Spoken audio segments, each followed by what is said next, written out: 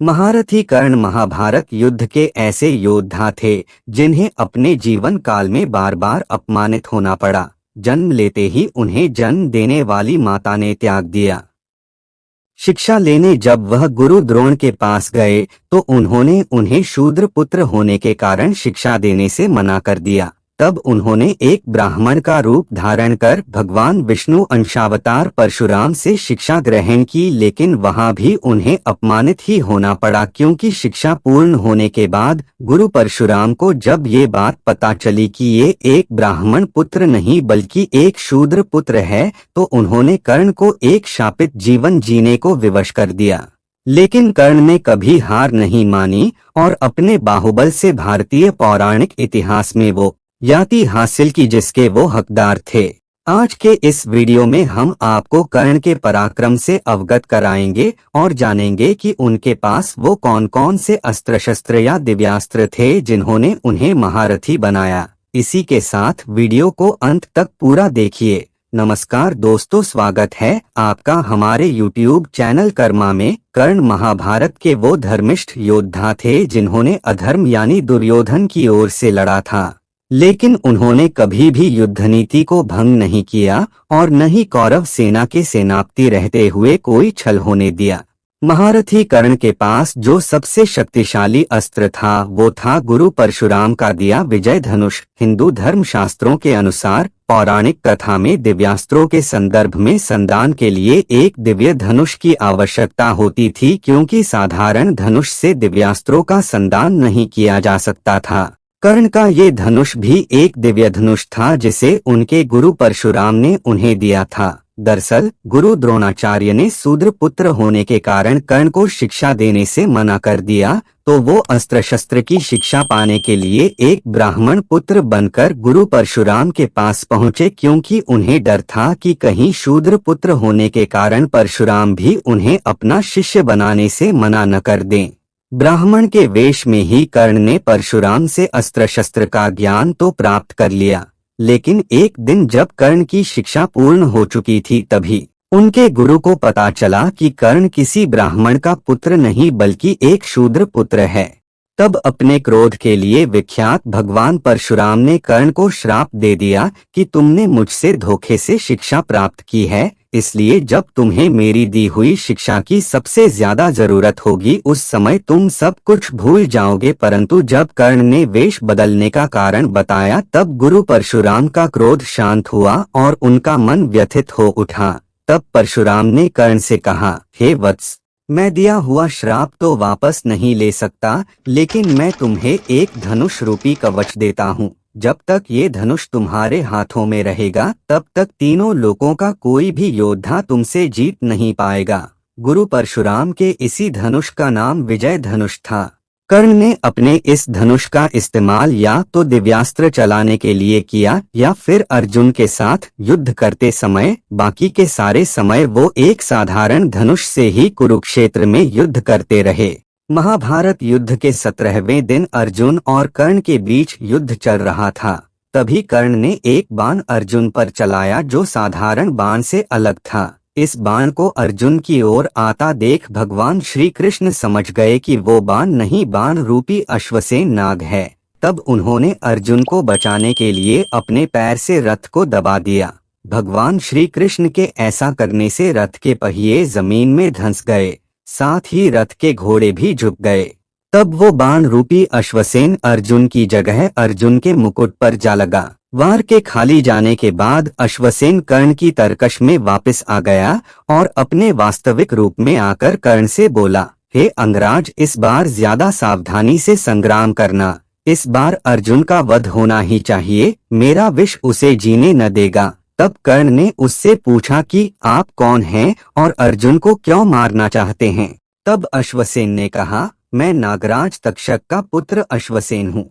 मैं और मेरे माता पिता खांडव वन में रहा करते थे।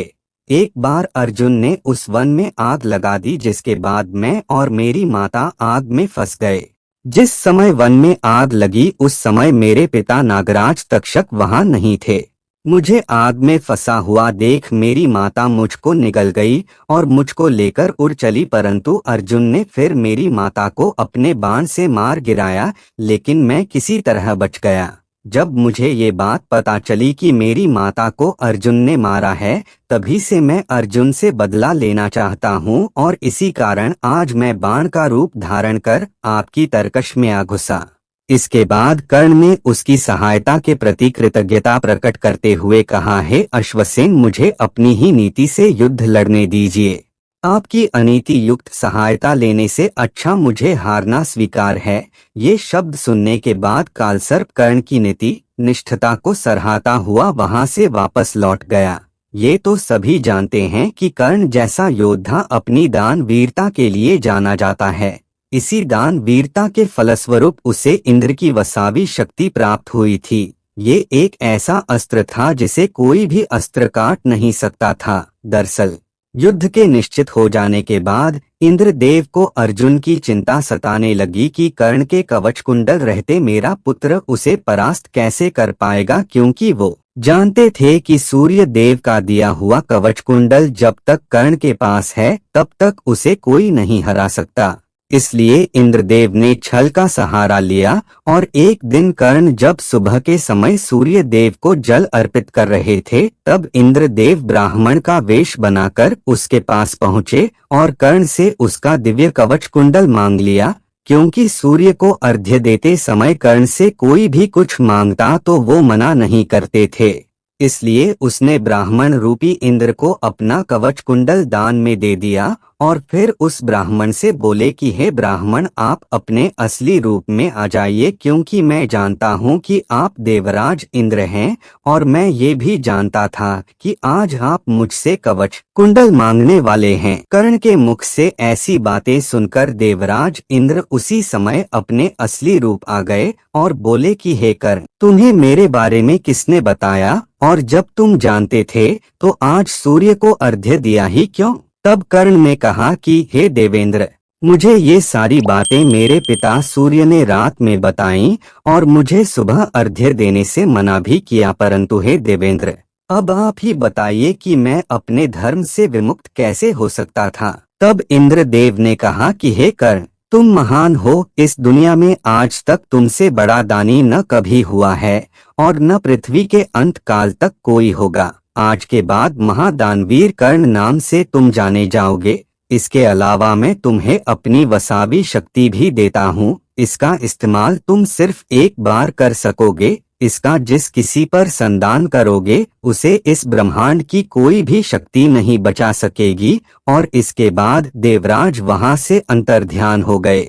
जब महाभारत युद्ध शुरू हुआ तो कर्ण ने अपनी ये शक्ति अर्जुन के लिए बचा के रखी थी, लेकिन भगवान श्री कृष्ण ने भीम और हिडिंबा के पुत्र घटोत्कच को युद्ध में शामिल कर कर्ण को इंद्र की दी हुई वसावी शक्ति को चलाने पर विवश कर दिया। इन तीनों शक्तियों के अलावा कर्ण के पास अग्नेयास्त्र, पाशुपतास्त्र, रुद्रास्त्र, ब्रह्मास्त्र, ब्रह्मशिरास्त्र, ब्रह्मांड अस्त्र, भार्गव अस्त्र, गरुड़ अस्त्र, नागास्त्र और नागपाश अस्त्र और भी कई दिव्य अस्त्र थे जिसे मंत्रों से प्रकट कर संदान किया जा सकता था। इन अस्त्रों को चलाने के लिए महारथी कर्ण अपने विजय धनुष का इस्तेमाल किया करते थे।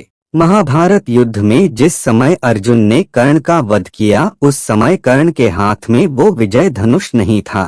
अगर उस समय उसके हाथ में वो धनुष होता तो अर्जुन कभी भी उसका वध नहीं कर पाता। तो दोस्तों, इस वीडियो के माध्यम से हमने जाना कि कर्ण के पास था ऐसा अमोघ अस्त्र जिसे ब्रह्मांड में कोई परास्त नहीं कर सकता था।